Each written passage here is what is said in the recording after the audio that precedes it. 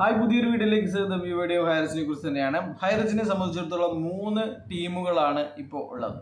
ഒന്ന്, കമ്പനി തെറ്റൊന്നും ചെയ്തിട്ടില്ല, അതുകൊണ്ട് കമ്പനി തിരിച്ചു വരും എന്നുള്ളത്.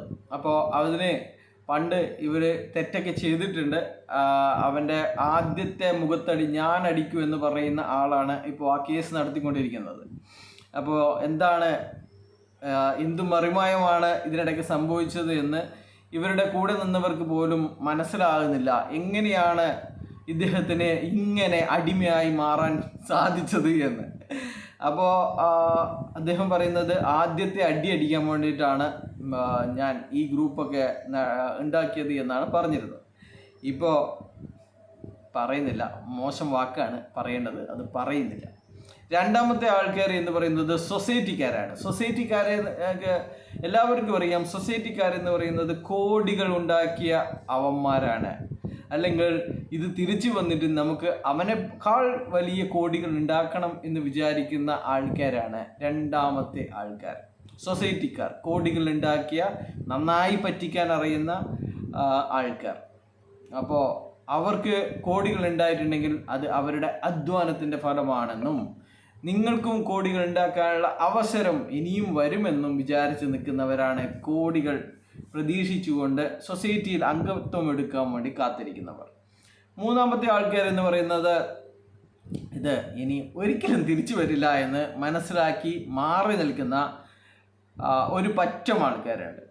അതിൽ കോടികൾ ഉണ്ടാക്കിയവരുണ്ട്, കോടികൾ നഷ്ടപ്പെട്ടവരുണ്ട്. അതിനെക്കുറിച്ച് പറയുകയാണെങ്കിൽ അവർ പറയുന്നതിൽ ചില കാര്യമുണ്ട് എന്ന് നമുക്ക് മനസ്സിലാവും. അവർ പറയുന്നത് ഈ കേസ് എന്ന് പറയുന്നത് ഇനി EDയുടെ ആയാലും ക്രൈംബ്രാഞ്ചിൻ്റെ ആയാലും വർഷങ്ങൾ 5 വർഷവും 10 വർഷവും ഒക്കെ എടുത്താലാണ് ഈ ഒരു കേസിന് സമാപ്തി ഉണ്ടാവുക എന്നുള്ളതാണ്. എന്താ വെച്ചാൽ ഇതിൽ അപ്പീൽ, അതിൻ്റെ മേലെ അപ്പീൽ, അതിൻ്റെ മേലെ റിവ്യൂ പെറ്റീഷൻ, അങ്ങനെ പല കാര്യങ്ങൾ പറഞ്ഞിട്ട് 6 മാസം കേസ് കൊടുത്ത് റിവ്യൂ പെറ്റീഷൻ 6 മാസം ഇട്ടിട്ട് 6 മാസത്തേക്ക് നീട്ടി വെക്കും. നമ്മളിപ്പോൾ കഴിഞ്ഞ ദിവസം കണ്ടതുപോലെ അപ്പീൽ കൊടുത്തിട്ട് ഇവർ പറയുകയാണ് 2 മാസത്തിന് ശേഷം അടുത്ത ജൂൺ 2-ാം തീയതിക്ക് നമുക്കൊരു ഡേറ്റ് തരുമോ മാഡം എന്നാണ് പറഞ്ഞിരിക്കുന്നത്. മെയ് 29-ലേക്ക് എനിക്കൊരു ഡേറ്റ് തരുമോ എന്നുള്ള ചോദ്യങ്ങളൊക്കെയാണ് നമ്മൾ കണ്ടത്. അപ്പോൾ ഇതുപോലെ വർഷത്തിൽ 1-2 സിറ്റിംഗ് വെച്ച് ഇവരങ്ങ് നീട്ടിക്കൊണ്ടുപോകാൻ സാധിക്കും എന്നുള്ളതാണ്. നമ്മുടെ പ്രതാപൻ്റെ ആദ്യത്തെ തട്ടിപ്പായ ഗ്രീൻകോ തട്ടിപ്പിൻ്റെ റിവ്യൂ, അപ്പീലിൻ്റെ ഒരു റിവ്യൂ കിടക്കുകയാണ്. അത് ജൂൺ മാസത്തിലാണ്. 2018 അറസ്റ്റിലായ പ്രതാപൻ്റെ, 2018 പ്രതാപൻ, 2010 ഈ തട്ടിപ്പിൽ 2018 പ്രതാപൻ അറസ്റ്റിലാകുന്നത്. MD അറസ്റ്റിൽ എന്നുള്ള ആ പത്രക്കട്ടിങ്ങൊക്കെ നമ്മൾ കണ്ടതാണ്. അപ്പോൾ അത് കഴിഞ്ഞ് ഇപ്പോൾ 2025 അതിൽ ഇപ്പോഴും ജാമ്യമെടുത്ത് നടക്കുകയാണ് പ്രതാപൻ. ഇതുപോലെ തന്നെ ആയിരിക്കും ഈ ഹൈറിച്ചിൻ്റെ അവസ്ഥ എന്ന് മനസ്സിലാക്കിക്കൊണ്ട് മാറി നിൽക്കുന്ന ഒരുപാട് ആൾക്കാരാണ്. അവരോട് ഞാൻ ചോദിച്ചു, എന്താണ് നിങ്ങളല്ലേ കേസ് നടത്തുന്നത്, നിങ്ങൾക്ക് കേസ് നടത്താതിരുന്നാൽ, നിങ്ങൾ കണ്ടില്ലേ നമ്മുടെ കോമ്പിറ്റൻ്റ് അതോറിറ്റി രാത്രിയാണ് ഉത്തരവിട്ടിരിക്കുന്നത്. അതുപോലെ തന്നെ ഇവരുടെ വീടടക്കം ജപ്തി ചെയ്യാനുള്ള നോട്ടീസുകൾ പതിച്ചു കഴിഞ്ഞു. അത് ലേലത്തിൽ വെച്ച് കഴിഞ്ഞു. ലേലം ഏറ്റെടുത്തു കഴിഞ്ഞാൽ പണം ലേലം വിളിച്ച ആൾ കൊടുക്കും, കോടിക്കണക്കിന് രൂപ. 4 കോടിയുടെ വീടാണെന്നാണ് പറയുന്നത്. ചുരുങ്ങിയത് 2 കോടിക്കെങ്കിലും അത് വിറ്റ് പോകും. അപ്പോൾ അങ്ങനെയായാൽ 212 കോടി രൂപ അത് ബാങ്കിലുണ്ട്. അത് ഒരു 1-2 മണിക്കൂറുകൾ കൊണ്ട് കളക്ടറുടെ അക്കൗണ്ടിലേക്ക് മാറ്റാൻ സാധിക്കും. അതിൻ്റെ ഗസറ്റ് നോട്ടിഫിക്കേഷനും കാര്യങ്ങളൊക്കെ ആയിട്ട് ഒരു 2-3 മാസത്തിനിടക്ക് എല്ലാ പ്രശ്നവും ഇല്ലെങ്കിൽ നിങ്ങൾ സഹകരിച്ചു കഴിഞ്ഞാൽ ഇത് ആൾക്കാർക്ക് വിതരണം ചെയ്യാൻ പറ്റില്ലേ എന്നുള്ള പ്രാക്ടിക്കൽ ചോദ്യം ചോദിച്ചപ്പോൾ ഇദ്ദേഹം പറയുകയാണ്, നിങ്ങൾക്കൊക്കെ ഭ്രാന്ത് പിടിച്ചോ? ഇവിടെ ഉള്ളത് വെറും 212 കോടിയാണെന്ന് നിങ്ങൾക്കറിയില്ലേ? ഈ 212 കോടി രൂപ എത്ര ആൾക്കാർക്കാണ് വീതിക്കേണ്ടത്? ഓരോ ആൾക്കാർക്കും കിട്ടാനുള്ള പണത്തിൻ്റെ കണക്ക് നിങ്ങൾക്കറിയുമോ എന്നാണ് അദ്ദേഹം എന്നോട് തിരിച്ചു ചോദിച്ചത്. ഇത് ഹൈറിച്ചിന് വേണ്ടി വാദിച്ചിരുന്ന 1.5 കൊല്ലം വാദിച്ചിരുന്ന ഒരാളുടെ വാക്കുകളാണ്. അദ്ദേഹം പറഞ്ഞത് 212 കോടി രൂപ എത്ര 1000 ആൾക്കാർക്ക് വീതിച്ചു കൊടുക്കണം, അടി തീരുമോ, കൊലപാതകം നടത്താൻ സാധ്യതയുണ്ട്. അപ്പോൾ ഇങ്ങനെ ഒരിക്കലും ആർക്കും തന്നെ 5 പൈസ കിട്ടാൻ പോകുന്നില്ല എന്നുള്ള കാര്യമാണ് അദ്ദേഹം പറഞ്ഞിരിക്കുന്നത്.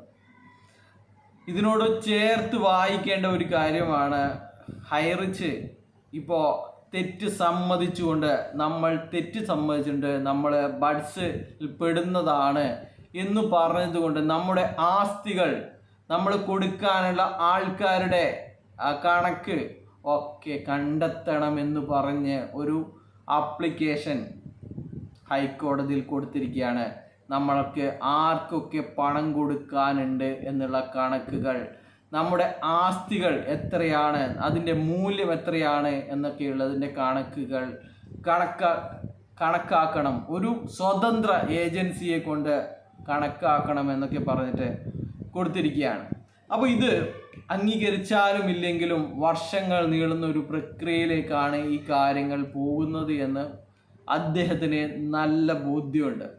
അതുകൊണ്ടാണ് അദ്ദേഹം പറഞ്ഞത്, രാവിലെ തന്നെ എന്നോട് ചോദിച്ചത്, നിനക്ക് ഭ്രാന്തുണ്ടോ, നമ്മൾ കേസ് നിർത്തിയാലും ഇതൊന്നും ആർക്കും കൊടുക്കാൻ സാധിക്കില്ല, അതിനുള്ള പണം എവിടെയില്ല എന്നുള്ളത്.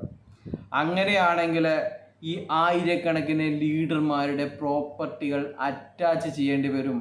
അതിനുള്ള അന്വേഷണം ഇവിടെ തുടങ്ങിയിട്ടില്ല, അത് മുടക്കിയിരിക്കുകയാണ് ലീഡർമാരെല്ലാവരും കൂടിയെന്ന്.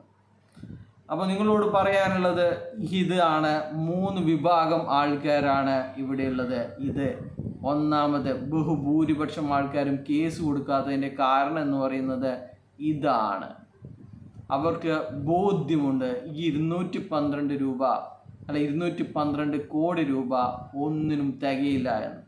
കമ്പനി തിരിച്ചു വന്നാലും കൊടുക്കാൻ സാധിക്കില്ല, ബഡ്സ് അതോറിറ്റി വഴിയും തിരിച്ചു കൊടുക്കാൻ സാധിക്കില്ല എന്നുള്ളത്.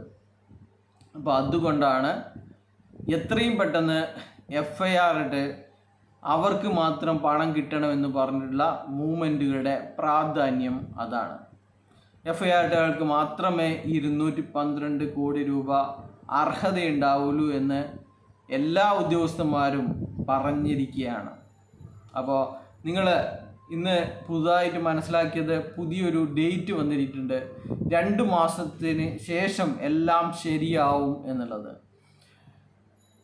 ഫെബ്രുവരി 1-ാം തീയതി മുസ്തഫ പറഞ്ഞത് 2 മാസത്തിന് ശേഷം ഏപ്രിൽ 1-ാം തീയതി എല്ലാം ശരിയാവുന്നതാണ്. കഴിഞ്ഞ ദിവസം ഒരു സൂം മീറ്റിംഗ് ഇവർ നടത്തി, അതിൽ മുസ്തഫ ഉണ്ടായിരുന്നില്ല. അപ്പോൾ ഇതാണ് അവസ്ഥ. ഓരോ 2 മാസത്തിലും പുതിയ ഓരോ തീയതികൾ വരും. അത് ഇവർക്ക് വളരെ ആശ്വാസകരമാണ് എന്നുള്ളതാണ്. അപ്പോൾ പറഞ്ഞു വരുന്നത് 3 തരം ആൾക്കാരാണുള്ളത്. ഒന്ന്, ഇതെല്ലാം മനസ്സിലാക്കി മാറി നിൽക്കുന്ന ആൾക്കാർ. രണ്ടാമത്, ഈ കമ്പനി തിരിച്ചു കൊണ്ടുവരണമെന്ന് പറഞ്ഞിട്ട് ഇവരെ പറ്റിക്കുന്ന ആൾക്കാർ.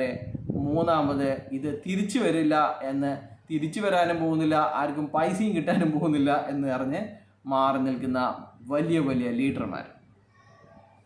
ബൈ.